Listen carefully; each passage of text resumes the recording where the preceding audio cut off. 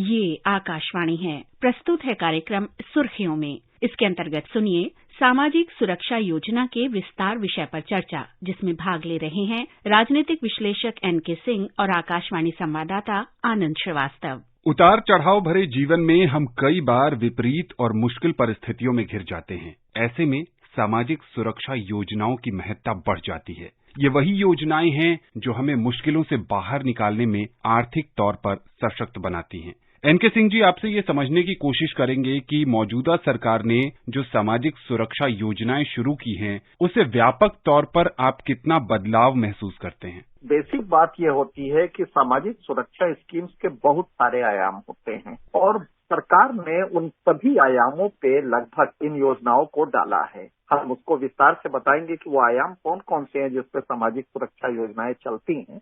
और ये होता ही तब है जबकि देश का जीडीपी बढ़ रहा है, लेकिन वेलफेयर स्टेट में डिलीवरी डायरेक्ट नहीं हो रही है नीचे के वर्ग को। लिहाजा उनके लिए सामाजिक सुरक्षा योजनाएं बनाई जाती हैं और ये माना जाता है, एक यूएनडीपी की एक रिपोर्ट है बहुत मशहूर, कि स्वास्थ्य कारणों से गरीबी में अचानक कोई स्वास्थ्य का परिवार में कोई दिक्कत हुई या एक्सीडेंट हो गया किसी का, उसकी वजह से अचानक वो जो व्यक्ति अच्छा खासा पॉवर्टी लाइन क्रॉस कर चुका है, वो अचानक फिर से गिर जाता है उस गर्त में और फिर निकलना 10-20 साल उसके लिए मुश्किल हो जाता है। ये सब देख के भारत सरकार ने कई तरह की योजनाएं चलाई। सोशल सिक्योरिटी योजनाओं के कई आयाम हैं। 3 जो ब्रॉड आयाम हैं, उनमें आप पहला तो जानते हैं कि बीमा होता है, जीवन बीमा। तो जीवन बीमा अपने आप में एक अच्छी स्कीम है और अगर उसका प्रीमियम सरकार 50% देने लगे या पूरा देने लगे तो आप समझ सकते हैं कि वो कितनी सहज हो जाएगी, उस व्यक्ति के लिए कितनी बड़ी सुरक्षा होगी। उसी तरह एक्सीडेंटल योजना है।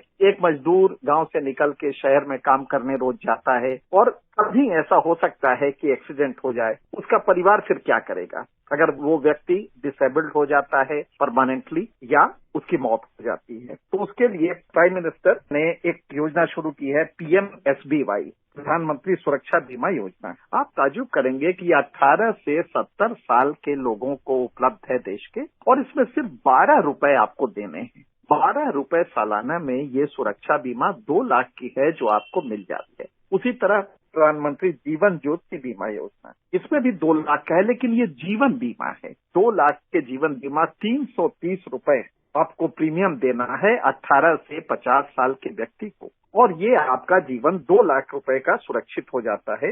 ये भी अपने आप में बहुत ही सहज किस्त है। बताइए, 2 लाख का जीवन बीमा और सिर्फ आपको 330 रुपए देने हैं। इसमें भी लगभग 50% गवर्नमेंट देती है। उसी तरह एक और स्कीम लीजिए, अटल पेंशन योजना। अटल पेंशन योजना की भी यही स्थिति है कि 18 से 40 साल के व्यक्तियों को, अगर इसमें भी 50% सरकार देती है, उनको 5,000 रुपया जब वो 60 साल के होंगे तो सुनिश्चित हो जाएगा। और डिपेंड करेगा कि 18 साल के हैं तो आपकी किस्त कम हो जाएगी, अगर आप 40 साल के हैं तो आपकी किस्त बढ़ जाएगी। लेकिन इस बीच में इतनी कम है वो किस्तें कि अगर आप वो देते हैं तो आपको 60 साल के बाद 5,000 रुपए महीना मिलेगा और उस व्यक्ति की मृत्यु के बाद उसकी पत्नी को आधा पेंशन मिलेगा। तो ये पेंशन योजना है। आप समझ सकते हैं, जीवन बीमा हो गया, एक्सीडेंटल इंश्योरेंस हो गया और यहाँ पे पेंशन स्कीम हो गई। ये 3 डायमेंशन तो आप ब्रॉडली देख रहे हैं, लेकिन अभी ये इतना ही नहीं रुका है। तो मेरे ख्याल से इसके बहुत सारे आयाम हैं जिसमें कि सरकार काम कर रही, और ये बात सही है कि गरीबी जो कि भारत में है, लिहाजा इस तरह की social benefit scheme, social security scheme, इसमें सिक्योरिटी भी है, बेनिफिट भी है, उसको फ्यूचर की गारंटी भी है। लिहाजा मुझे लगता है कि ये बड़ी समीचीन और बड़ी सामयिक स्कीम है जिसको कि भारत सरकार ने पिछले कुछ वर्षों में शुरू किया। डॉक्टर सिंह, आपसे ये भी समझना चाहेंगे कि इसमें जो लाभार्थी होते हैं उनकी सहूलियत के लिए क्या व्यवस्थाएं की गई हैं कि अगर किसी की दुर्घटना में मृत्यु हो जाती है, अगर कोई व्यक्ति पूर्ण रूप से दिव्यांग हो जाता है, तो जो मुआवजे की राशि है उसको लेने के लिए बहुत ज्यादा संघर्ष नहीं करना पड़े, क्योंकि हमने देखा है कि ये भी एक अपनी तरह का संघर्ष होता है। इसके लिए क्या कुछ व्यवस्थाएं हैं? पहले टेक्नोलॉजिकल इनोवेशन इतना नहीं था। समय के साथ आधुनिकता आती है, नई टेक्नोलॉजी आती है, आप सोचिए, आज से 50 साल पहले कोई सोच भी नहीं सकता था कि वो घर बैठे बैठे उसका अकाउंट खुल जाएगा, घर बैठे बैठे ट्रांसफर हो जाएगा। तो जब से ये नेट का सिस्टम आया है, इसने क्रांति कर दी है और सरकार को डिलीवरी में इतनी ज्यादा सहूलियत मिल रही है। हाँ, इस सरकार ने उसका इस्तेमाल भी बखूबी किया है। टेक्नोलॉजी हमेशा इनेबल करती है डिलीवरी को तेज करने में, ये टेक्नोलॉजी की अपनी है, अगर सरकारें उसको इम्प्लीमेंट प्रॉपर करें। तो हमने देखा कि किस तरह हर अकाउंट खोला गया, जनधन योजना से जोड़ा गया, आधार का स्कीम आया, आधार से लिंक होके जैसे ही एक्सीडेंट किसी व्यक्ति का होता है या मृत्यु होती है, इमीडिएटली वो उसके बैंक में ट्रांसफर हो जाता है। पहले हम ये तसव्वुर नहीं कर पाते थे कि हर आदमी के बैंक अकाउंट होगा, बैंक अकाउंट ही नहीं खुलता था, आधार था नहीं, कंसेप्ट ही नहीं था। आज हम एक व्यक्ति की पहचान के लिए हमें बहुत कुछ करने की जरूरत नहीं है।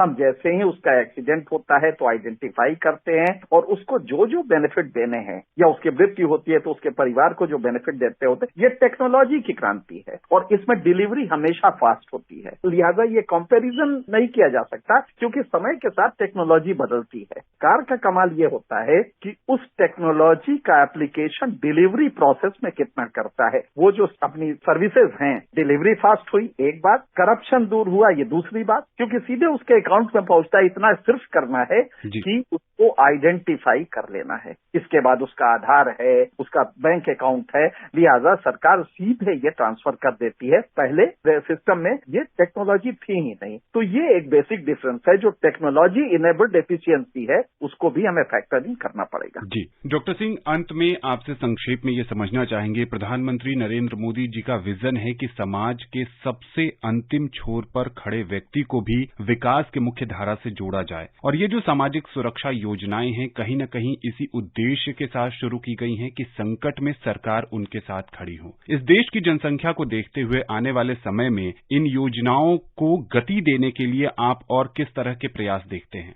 देखिए, सरकार के जहां तक प्रयास का सवाल है, मुझे लगता है कि करीब इस तरह की सब्सिडी, जैसे किसानों को सब्सिडी देना है, जैसे ये 5 किलो अनाज है, 35 किलो ये जो सब्सिडाइज देते हैं, हाईली सब्सिडाइज, इसी तरह फर्टिलाइजर सब्सिडी है। अगर आप इन सबको लेंगे तो करीब 7 लाख करोड़ का खर्च है सिर्फ इतने ही में। जो किसान को हम इनकम सप्लीमेंट देते हैं, जो 2000 रुपए देते हैं उनको हर 4 महीने पे 6000 रुपए सालाना, अगर इन स्कीम को सारी जोड़ेंगे तो करीब 7 लाख करोड़ खर्च होते हैं। जाहिर है सिर्फ इतने से गरीबी पूरी तरह नहीं खत्म होती है, लिहाजा सरकार ये रेवेन्यू कहाँ से लाए खर्च करने के लिए। इसके लिए मुझे लगता है कि टैक्सेशन का मॉडल बदलना पड़ेगा। जो सुपर रिच हैं उनके लिए टैक्सेशन ज्यादा होना चाहिए, क्योंकि जो इकोनॉमी में इनइक्वालिटी है उसको दूर करने में सरकार के प्रयास होने चाहिए और हो रहे हैं। हाँ, एक चीज जरूर देखनी है कि राज्य सरकारें जो केंद्र की स्कीम्स है, क्या उनको लेटर एंड स्पिरिट में फॉलो कर रही हैं। फसल बीमा योजना अद्भुत योजना है, लेकिन क्या राज्य सरकारें उसको इम्प्लीमेंट सही कर पाई? कहीं उदासीनता तो नहीं है, जो देखने में आया कई जगह पे। तो एक तो ये है कि राज्य सरकारें इन अच्छी स्कीम्स को कैसे इम्प्लीमेंट करती हैं। आयुष्मान योजना है, आयुष्मान में प्राइवेट सेक्टर को और सख्ती करनी पड़ेगी कि वो इसको अडॉप्ट, जो एक अच्छे बड़े हॉस्पिटल्स हैं वो मना कर दे रहे हैं, कई जगह ऐसे केसेस आए हैं। उनको चाहिए कि सरकार अच्छे कानून लाए कि आप उसको लौटा नहीं सकते, और क्वालिटी ऑफ हेल्थ केयर वो भी आप खराब नहीं करेंगे। जो मेडिकल केयर है वो भी उसका स्तर आप नहीं गिराएंगे, क्योंकि प्राइवेट, हमारे यहाँ गवर्नमेंट हॉस्पिटल्स उस तरह के नहीं है। जैसा हमने पहले बताया कि रातों रात गवर्नमेंट हॉस्पिटल्स इतने सारे नहीं ला सकते, इतने सारे डॉक्टर्स नहीं ला सकते। लिहाजा कम से कम जब वो जाए, गरीब आदमी अपना आयुष्मान का कार्ड दिखाए, उसको भर्ती किया जाए, उसके चिकित्सा का प्रबंध किया जाए। ये मेरे ख्याल से सरकार को इम्प्लीमेंटेशन के लिए, कंसेप्ट के लेवल पे बिल्कुल सही है, लेकिन इम्प्लीमेंटेशन के लेवल पे अभी कई जगह ऐसी चीजें देखने में आ रही हैं जिसको कि सुनिश्चित करें तो शायद बहुत कुछ हो जाएगा, बहुत अंतर पड़ेगा। डॉक्टर सिंह, आकाशवाणी के इस विशेष कार्यक्रम से जुड़ने के लिए और विशेषज्ञ राय देने के लिए आपका बहुत बहुत शुक्रिया। धन्यवाद। अभी आप सुन रहे थे सामाजिक सुरक्षा योजना के विस्तार विषय पर चर्चा, जिसमें भाग ले रहे थे राजनीतिक विश्लेषक एनके सिंह और आकाशवाणी संवाददाता आनंद श्रीवास्तव। ये कार्यक्रम आकाशवाणी के समाचार सेवा प्रभाग द्वारा प्रस्तुत किया गया। इसे आप हमारे mobile app news on AIR और हमारे YouTube channel news on AIR official पर भी सुन सकते हैं। इस कार्यक्रम के संबंध में अपनी प्रतिक्रिया आप हमें ईमेल कर सकते हैं AIRNSDtalks@gmail.com पर। इस कार्यक्रम को फिर से सुनने के लिए लॉग ऑन कीजिए हमारी वेबसाइट newsonair.nic.in